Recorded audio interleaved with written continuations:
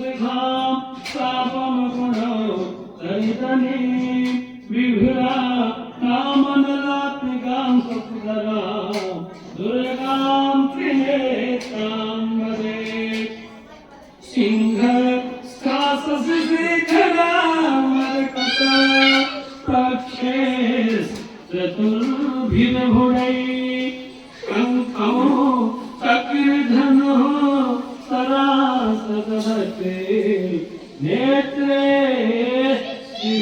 शोभिताम् आमुक्तां गदहार कंकणरण काञ्चीरनूपुरा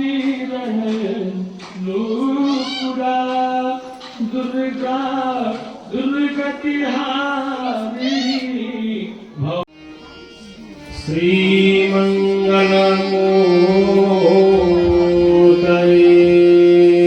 नमः। श्रीवेदपुरुषाय नमः। लम्बोदरं परमसुन्दरमेकदन्तम्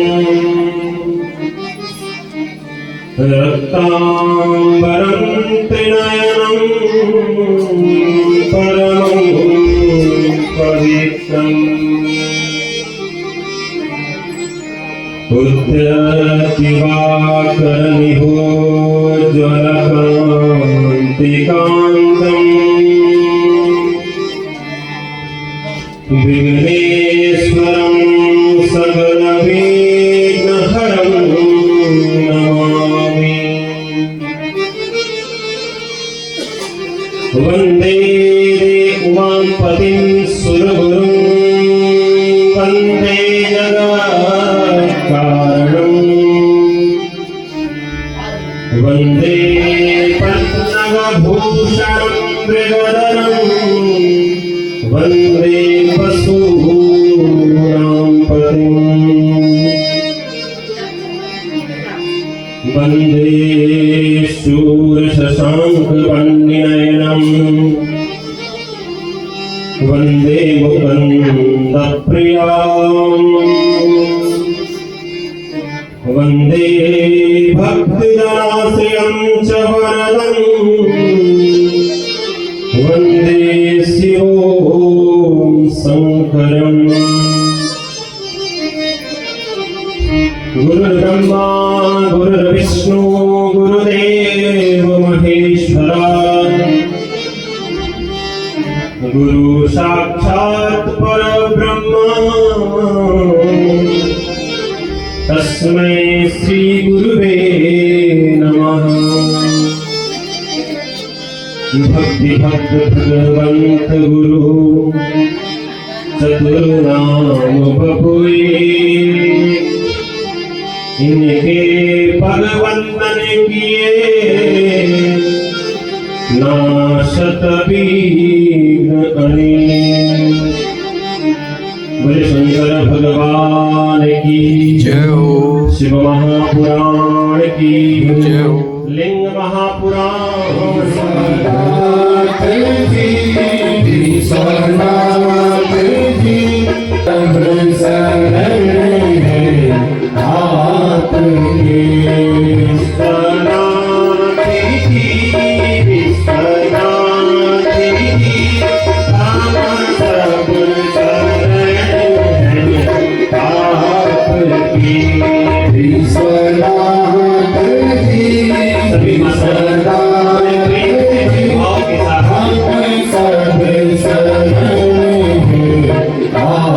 आप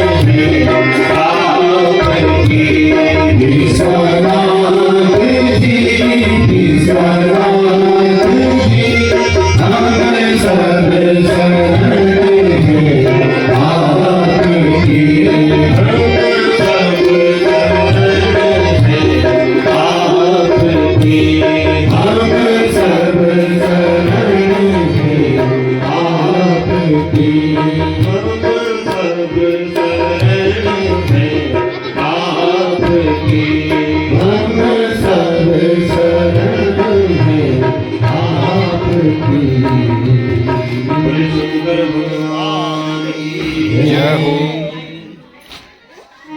और श्रीमद् भागवत की कथा वक्ता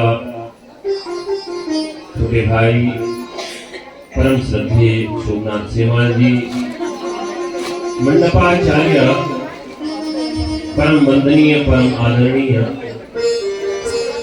श्रद्धेय श्री आशुतोष भट्ट जी,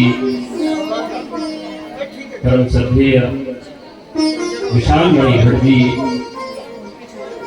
मां भगवती ज्वाला माते पुजारी, संगीताचार्य राम और लक्ष्मण के स्वरूप ये दोनों भाई, और मां भगवती जगदम्बा मां आदि शक्ति की उपासिका ऐसी पूज्य माता जी, और इस दिव्य और भव्य इस तीर्थ क्षेत्र में आई भी मेरी भक्तिमती माताएं, भद्र पुरुषों, आप सभी को मैं व्यासपीठ से नमन करता हूं। माताओं, हम लोग इन 11 दिवसीय मां भगवती के चरणों में बैठ करके भगवान की इन अनंत कथाओं का श्रवण कर रहे हैं, क्योंकि भगवान की अनंत कथाएं हैं। हरि अनंत, हरि कथा अनंत। भगवान के तो अनेक कथाएं हैं, और कहानी सुनई बहुविधि सब संता। और जितने भी हमारे समक्ष हमारे संत महात्मा हैं, विद्वान पुरुष हैं, उन सब के मुख से आपको भगवान की इन अनेक कथाओं का श्रवण करने का अवसर मिलता है। और ये जो कथाएं हैं, इन कथाओं के द्वारा जो हमारे मन की व्यथाएं हैं,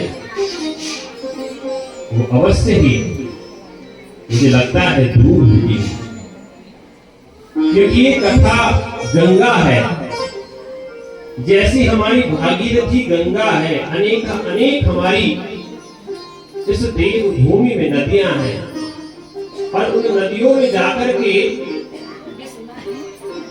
उन नदियों में स्नान करने से हम अपने आप को पवित्र करते हैं, अपने पापों को क्षीण करते हैं, अपने पापों से मुक्त होते हैं। उसी प्रकार से ये भागवती गंगा है, जिन कथाओं के द्वारा हम अपने जीवन को धन्य करते हैं, अपने जीवन को सार्थक बनाते हैं। क्योंकि बड़े भाग मानुष तनु पावा, बड़े भाग्य से हमें ये मनुष्य जीवन मिला है माताओं। और यदि हमारी इन कथाओं का श्रवण कीर्तन नहीं हुआ तो हमारा ये जीवन व्यर्थ हो जाएगा माताओं। इसलिए हमारे ये 18 पुराण हैं, इनमें अनंत कोटि कथाएं हैं, और मां भगवती, मां शक्ति, मां के इस प्रांगण में बैठ करके ऐसी कथाओं का दिव्य हम लोग रसास्वादन कर रहे हैं, तो इससे बड़ा सौभाग्य हमारा क्या हो सकता है। और भगवान कहते हैं कि ये जो कलयुग है, इसमें ये कथाएं हमारे जीवन की नौका है। ये कथाओं के द्वारा हम अपने जीवन को इस लोक से परलोक में हम अपने आप अपने जीवन को पहुंचा सकते हैं। परम गति अगर हम चाहें तो इन कथाओं को श्रवण करें, इनका कीर्तन करें, इनका गुणगान करें, क्योंकि कहा गया है कलियुग केवल नाम आधारा, कलियुग केवल नाम आधारा, कलियुग केवल नाम आधारा, कलियुग केवल नाम आधारा, सुमिर सुमिर नर उतरहि पारा, सुमिर सुमिर नर उतरहि पारा, सुमिर सुमिर नर उतरहि पारा, सुमिर सुमिर नर उतरहि पारा। कलियुग है मानव, इसमें हमारा सबसे बड़ा जो साधन है कि भगवान का नाम स्मरण करना। केवल नाम स्मरण करने द्वारा हम अपने इस जीवन को धन्य कर सकते हैं, इस जीवन का कल्याण कर सकते हैं, भगवान के धाम को पा सकते हैं। ऐसी महिमा इन पुराणों में गाई गई है इस कलयुग की। और जो ये हमारी कथा गंगा है, इनमें भगवान के अनेक अनेक चरित्र हैं, उनके भक्तों के अनेक अनेक चरित्र हैं माताओं। और उन चरित्रों को हम लोग इन कथा के माध्यम से श्रवण कर रहे हैं। और ये जो लिंग पुराण है, इस लिंग पुराण के द्वारा माताओं आज 9वां दिवस हो गया है। और इस 9 दिन के अंतर्गत हमने भगवान के उस शिव रूप के, उस लिंग रूप के विषय में हमने जाना है। क्या है वो लिंग, कैसे हमें उसकी भक्ति करनी है, इस विषय में आपने, मुझे लगता है, बहुत कुछ सीखा है। ऐसे ही भगवान शंकर का एक और अवतार अब होने वाला है माताओं। उसकी कथा आप बड़े ध्यान से सुनेंगे। कल की कथा में आपने सुना कि जो हिरण्याक्ष दैत्य था, जिसका वध भगवान ने वाराह रूप धारण करके किया, तो उसी वाराह रूप में जब भगवान प्रकट हुए थे तो हिरण्याक्ष का वध हुआ था।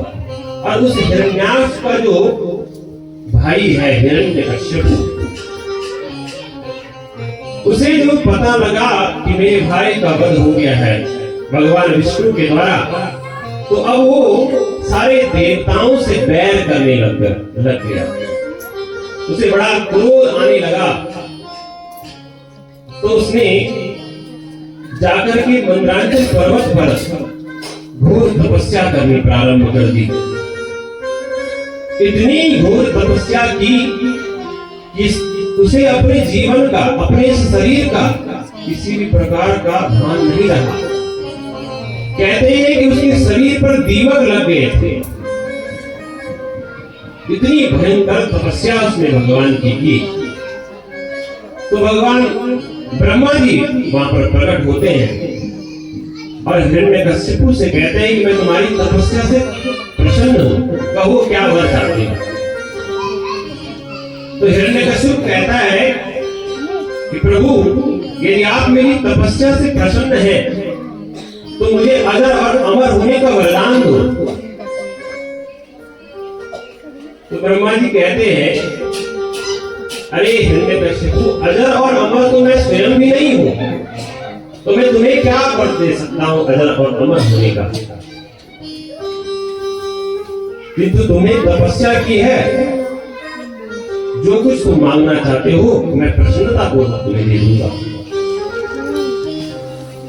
तो हिरण्यकश्यप ने ब्रह्मा जी से वर मांगे कि मैं किसी के हाथों न मरूं, न ऊपर मरूं न नीचे, न आकाश न पाताल, न बाहर न भीतर, न देवताओं से न दैत्य से, न मनुष्य से न पशु से, न भीतर न बाहर, न अस्त्र से न शस्त्र से। ब्रह्मा जी बोले इतने बार तो आज तक मेरे से किसी ने भी नहीं मांगे, पर तूने इतनी घोर तपस्या की है, तो चलो मैं तुम्हें ये बात दे देता हूं। अब हिरण्यकश्यपु मधुरमंथ हो गया घमंड के कारण, उसने सारे देवताओं पर ही जो है धावा बोल दिया, सारे देवताओं को उन्हें पीड़ित करने लग गया। दिग्विजय पर निकला तो कहते हैं कि उसने वरुण देव से पानी भरवाया और इंद्र से झाड़ू लगवाया। देवता रोने लगे और भगवान के पास पहुंच गए, बोले प्रभु इस हिरण्यकश्यपु से हम बड़े पीड़ित हो गए हैं, हमारी रक्षा करें। तो भगवान कहते हैं कि आप लोग चिंता न करें, जब समय आएगा, काल आएगा, तो इस हिरण्यकश्यपु का वध अवश्य होगा। तो जो हिरण्यकश्यपु था उसके 4 पुत्र थे, प्रहलाद, अनुलाद, सहलाद और प्रहलाद। 4 पुत्र थे उसके, और सबसे छोटा पुत्र जिसका नाम था प्रहलाद। और उस प्रहलाद को एक ग्रह लग गया था, उसको भगवान की भक्ति का ग्रह लग गया था। 9 ग्रह होते हैं ना, लेकिन 10वां ग्रह उसको भगवान की भक्ति का लग गया था। भगवान विष्णु की भक्ति का उसे एक 10वां ग्रह लग गया। कहते हैं कि 9 ग्रह की तो ब्राह्मण देवता पूजा कर सकता है, प्रसन्न कर सकता है उन 9 ग्रहों को, लेकिन 10वें ग्रह का क्या होगा? कौन सा ग्रह था वो? कृष्ण ग्रह गृहीतात्मा न वेद जगदीदृशम। वह कृष्ण रूपी ग्रह से ग्रसित हो गया था, उसको भगवान कृष्ण के स्वरूप का, भगवान विष्णु के स्वरूप का ग्रह लग गया था। और जिसको ये ग्रह लग जाता है माताओं, जैसे तो पहले लगता ही नहीं है ये ग्रह, भगवान की भक्ति का ग्रह तो पहले लगता नहीं है, और जिस किसी को लग जाए तो आसानी से छूटता भी नहीं। ऐसा है भगवान की भक्ति का। कभी रोने लगता है, कभी हंसने लग जाता है। ऐसे ही जो है प्रहलाद भी जो है कभी भगवान के नाम में रोज रोने लगता है, कभी हंसने लग जाता है, कभी गुनगुनाने लग जाता है। भक्ति में रम गया प्रहलाद। धीरे धीरे बड़ा होने लगा तो हिरण्यकश्यपु ने प्रहलाद को गुरुकुल में भेज दिया, जा बेटा गुरुकुल में जाकर के पढ़ाई करेगा। और भेज दिया गुरुकुल में, और उस गुरुकुल का नाम था जो हिरण्यकश्यपु का गुरुकुल है, वो है हिरण्यकश्यपु दानव विश्वविद्यालय, जिसके प्रधानाचार्य है संदामा ऋषि, जो कि शुक्राचार्य के पुत्र हैं। तो अब विद्यालय में प्रहलाद जी पहुंच गए। तो एक दिन हिरण्यकश्यपु विद्यालय में जाता है कि मेरा बेटा क्या पढ़ाई कर रहा है, जरा मैं जानना चाहता हूँ कि मेरा बेटा पढ़ भी रहा है कि नहीं। जैसे आप लोग होते हैं, जैसे हम लोग होते हैं, अपने बच्चे के बारे में पूछते हैं, बेटा क्या क्या सीखा तुमने आज स्कूल में। जब पहली बार हम भेजते हैं ना अपने बच्चे को, तो पूछने लगते हैं कि क्या क्या सिखा रहे हैं तुम्हारे गुरुजी। तो ऐसे ही जो है हिरण्यकश्यपु ने भी अपने पुत्र से पूछा।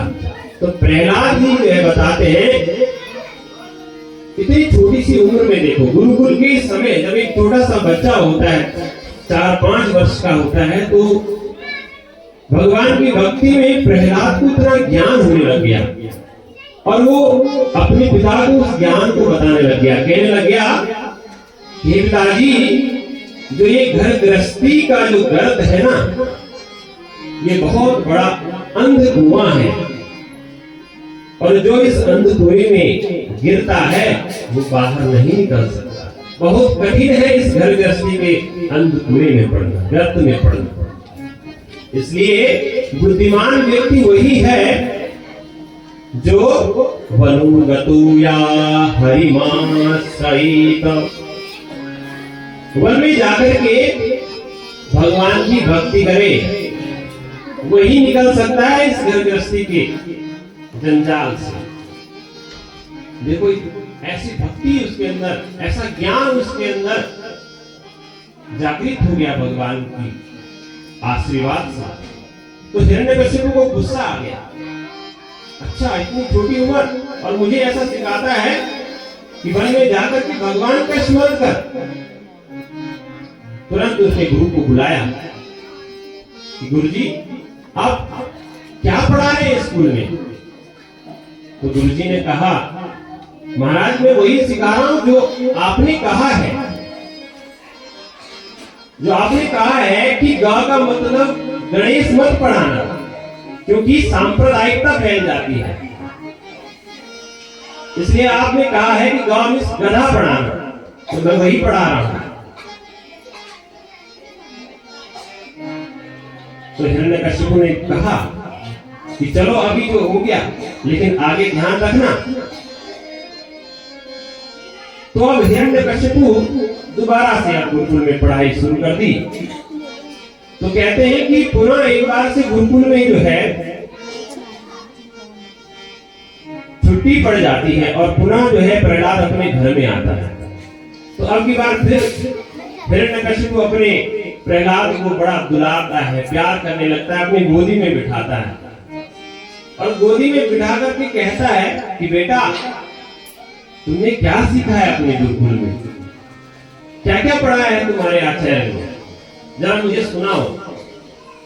तो प्रहलाद जी देखो हिरण्यकश्यप को नवदा भक्ति का पाठ सुनाता है कि श्रवणम कीर्तनम विष्णु, श्रवणं कीर्तनं विष्णु, स्मरणं पादसेवनम्,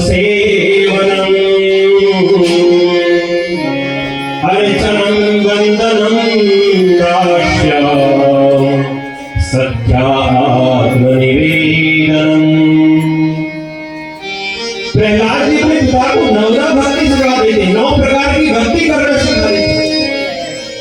जैसे ही हिरण्यकशिपु प्रहलाद के मुख से इस प्रकार की नवदा भक्ति सुनता है, भगवान की भक्ति करने का ये साधन सुनता है, बड़ा गुस्सा आता है, अपनी गोद से उसे फेंक देता है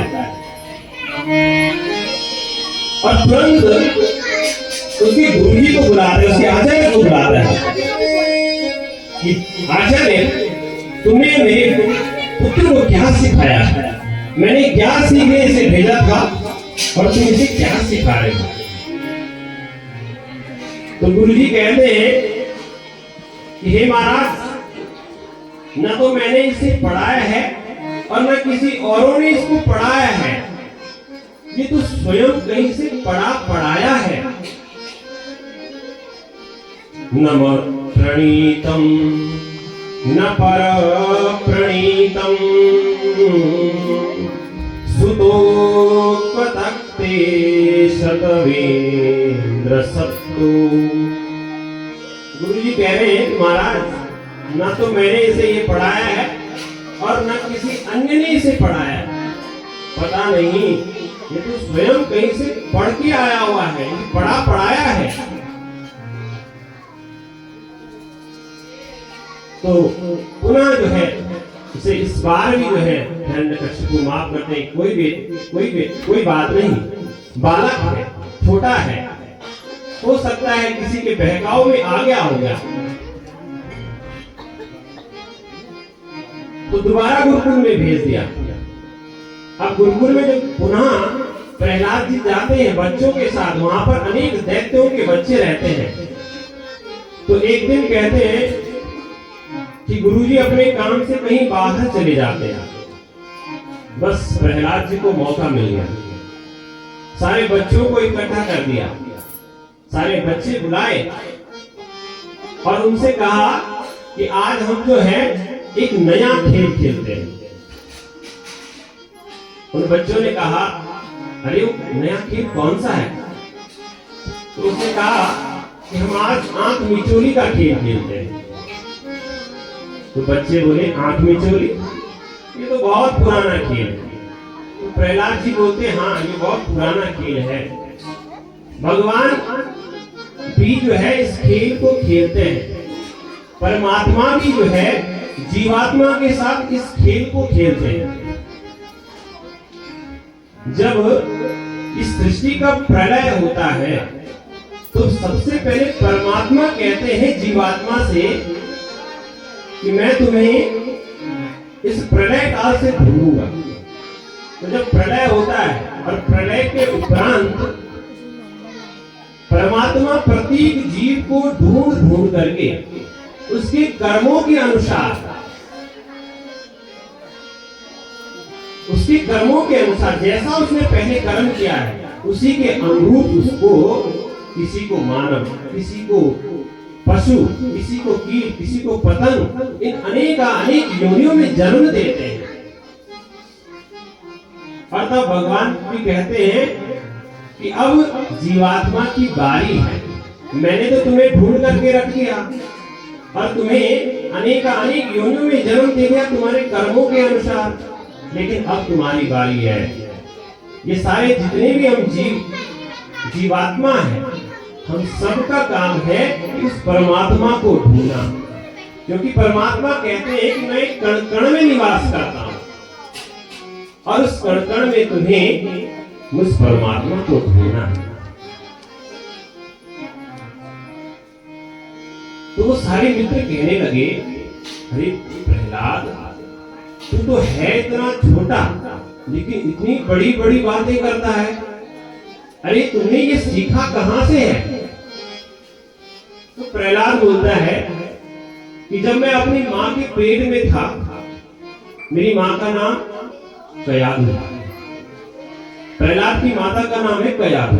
तो जब प्रहलाद जी अपनी मां के पेट में थे तो नारद जी ने उनकी माता को ये सब उपदेश दिए थे और प्रहलाद ने मां के पेट में ही जो है नारद के मुख से ये सब विचार जो होते हैं ये सब उसने सीख लिए थे। तब से उसने भगवान की भक्ति कर ली थी जब वो मां के पेट में था, और तब से उसको सब कुछ ज्ञान है।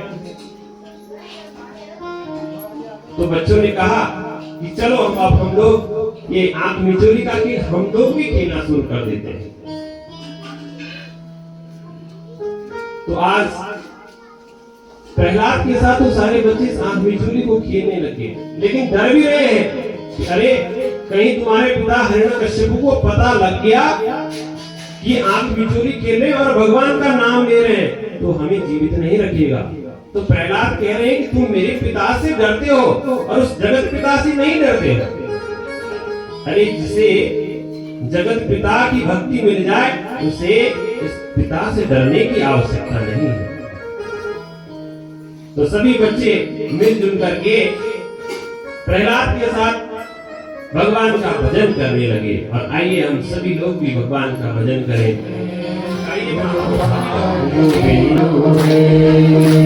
गोविंद मेरो है, गोपाल मेरो है, गोविंद मेरो है, गोपाल मेरो है, गोविंद मेरो है, गोपाल मेरो है, गोविंद मेरो है, गोपाल मेरो है। शिवा के बिहारी नंदलाल मेरो है, शिवा के बिहारी नंदलाल मेरो है, शिवा के बिहारी नंदलाल मेरो है, शिवा के बिहारी नंदलाल मेरो है। गोविंद मेरो है, गोपाल मेरो है,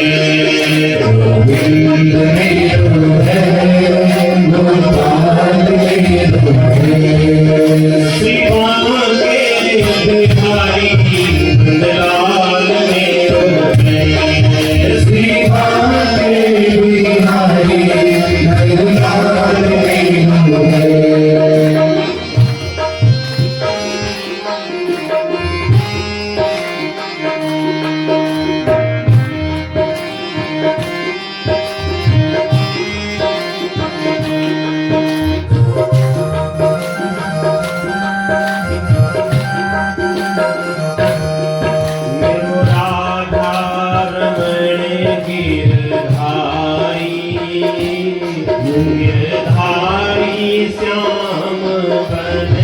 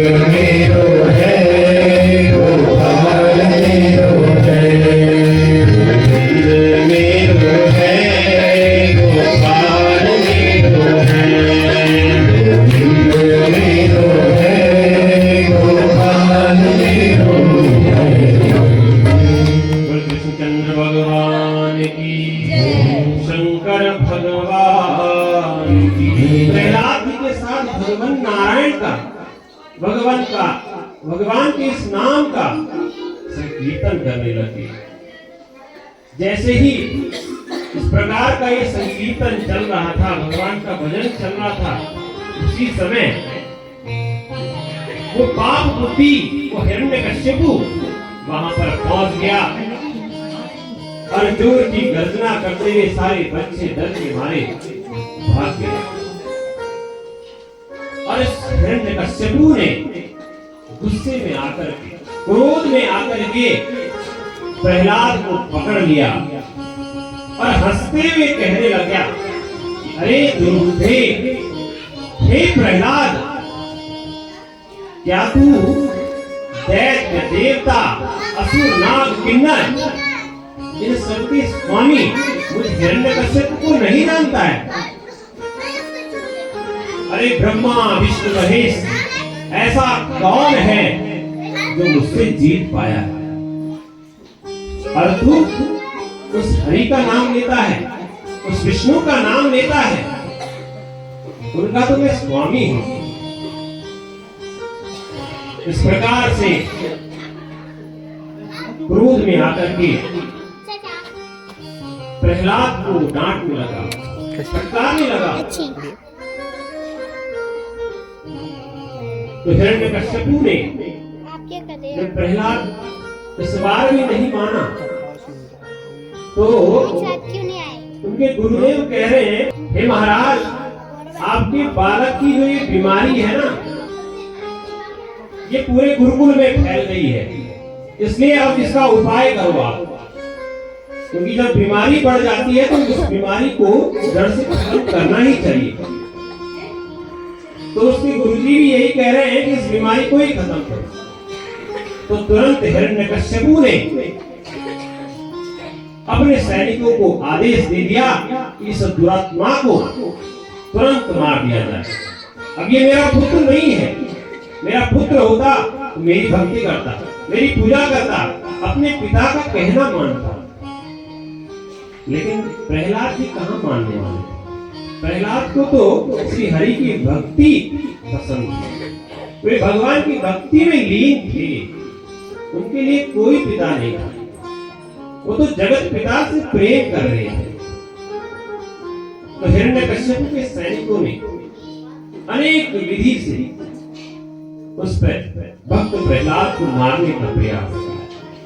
उसे पर्वतों से गिराया गया, हाथी के नीचे कुचलवाया गया, खौलते हुए तेल में उसे जलाया गया।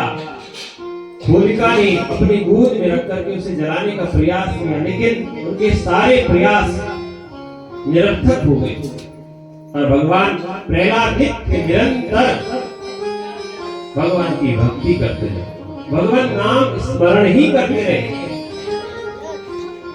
तो माताओं, इससे हमें क्या सीखना चाहिए? हमारे पास किसी भी प्रकार की कठिनाई आए, सुख आए, दुख आए, लेकिन भगवान का नाम नहीं छोड़ना है।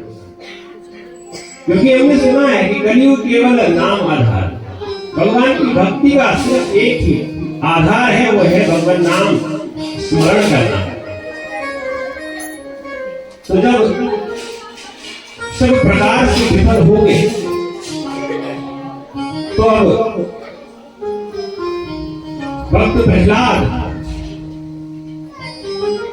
की रक्षा के लिए स्वयं भगवान अवतार लेने वाले। जैसे ही उसके सैनिक प्रहलाद को मारने के लिए फिर आगे बढ़े, उसी समय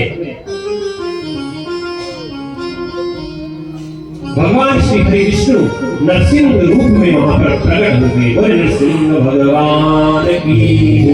तदा गर्भभिन्नस्य हिरण्यकशिपो प्रभु तत्रैवाविर्भूदन्दो नरसिंहाकृतिमां स्थिता। उसी समय भगवान श्री हरि नरसिंह रूप में उसकी सभा में प्रकट हो गए और भगवान ने ये नरसिंह रूप उस हिरण्यकश्यपु के जो वरदान मांगे गए थे उसी प्रकार से उन्होंने इस रूप को धारण किया। क्योंकि उसने वरदान मांगा था, न मैं बाहर मरूं, न दिन में मरूं, न मनुष्य से मरूं, न मैं दानव देवताओं से मरूं, न मैं जानवरों से मरूं। तो भगवान ने नरसिंह का रूप धारण किया। न वो नर थे न सिंह, न दिन था न रात थी, उस समय सायकाल का वेला थी, न बाहर था न अंदर। पहली पर भगवान ने उस हिरण्यकश्यपु को पकड़कर अपनी जंघों पे रखा और उसी समय विभेद देवा करेण जी निशते सतहि, उसी समय अपने नाखूनों से उसके पेट को विदीर्ण कर दिया और हिरण्यकश्यपु के प्राण उसी समय निकल गए। बोल नरसिंह भगवान की जय। तो सूत जी महाराज अब कह रहे हैं कि हे सोनकादि ऋषियों, हे भगवान शंकर, भगवान श्री हरि विष्णु का जो ये बड़ा तेज वाला नरसिंह रूप है, उससे हम सभी लोग संतृप्त हो रहे हैं, हम लोग दग्ध हो रहे हैं, हम उनके तेज को सहन नहीं कर पा रहे हैं। इतना भयानक तेज था भगवान नरसिंह का।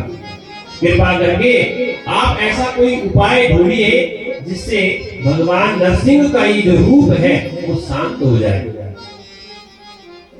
ऐसी प्रार्थना की सारे देवताओं ने भगवान महादेव से। भगवान ने कहा आप लोग चिंता न करें, मैं भगवान नरसिंह का जो ये रूप है उसका मैं संहार करूंगा।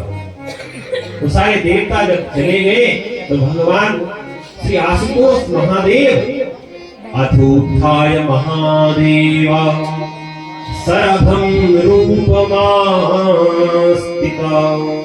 भगवान शंकर ने उसी समय शरभ का रूप धारण कर लिया। बोले सर्वेश्वर भगवान की जय। तो भगवान का ये सर्वावतार है, सर्वेश्वर अवतार है भगवान का।